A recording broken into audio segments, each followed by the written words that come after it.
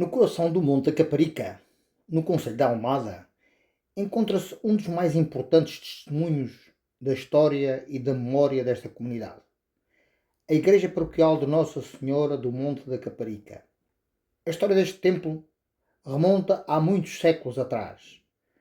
Antes de ser igreja paroquial, existia neste local uma ermida situada no alto de um monte e dedicada a Santa Maria.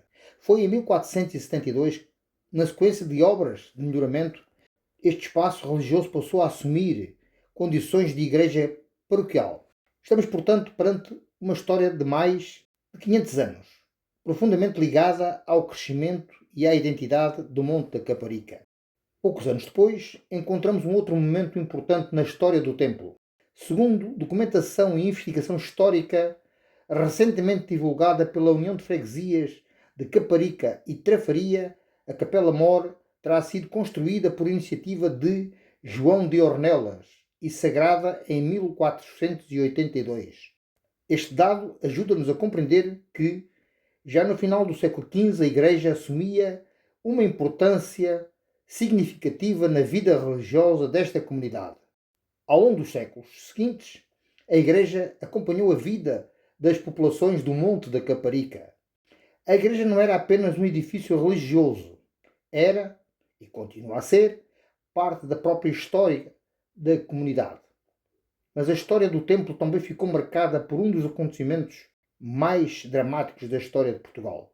No dia 1º de novembro de 1755, um violento terremoto atingiu Lisboa e toda a região envolvente. O terremoto provocou uma enorme destruição e a igreja de Nossa Senhora do Monte da Caparica não escapou aos seus efeitos. O templo foi destruído e teve que ser reconstruído. A reconstrução contou com o apoio da Irmandade de Nossa Senhora da Concórdia, ficando a nova fachada marcada pelas características arquitetónicas das construções realizadas depois do terremoto de 1755. É precisamente esta fachada que hoje observamos.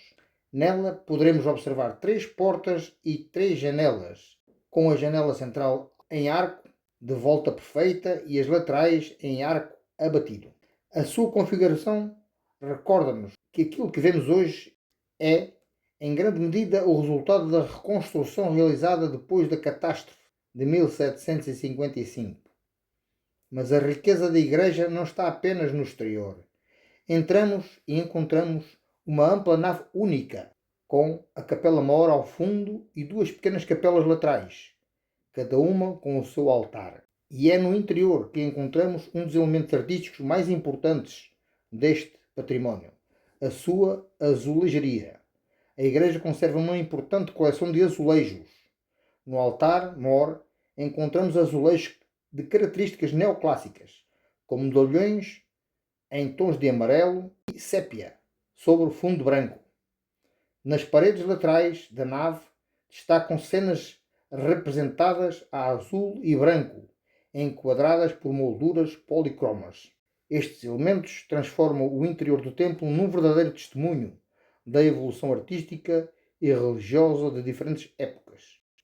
A história desta igreja continua também ligada às suas confrarias e irmandades, que ao longo dos séculos tiveram um papel importante na preservação do espaço e na vivência religiosa da população. Entre elas destacam-se a Irmandade de Nossa Senhora da Concórdia, particularmente importante no período da reconstrução posterior ao terremoto. E há ainda uma dimensão menos visível, mas igualmente importante, a memória das pessoas que aqui passaram. Em 2024, durante obras na paróquia, foram descobertas lajes tumulares que vieram trazer novas informações sobre algumas figuras relacionadas com a história do templo. Entre os nomes identificados encontram-se João de Ornelas, associado à construção da Capela Mor, no século XV, Dom Fernando Coutinho, ligado à quinta da Torre da Caparica, e Vitório Zagalo Preto, almirante da Armada do Brasil e cavaleiro da Ordem de Cristo, falecido em 1693.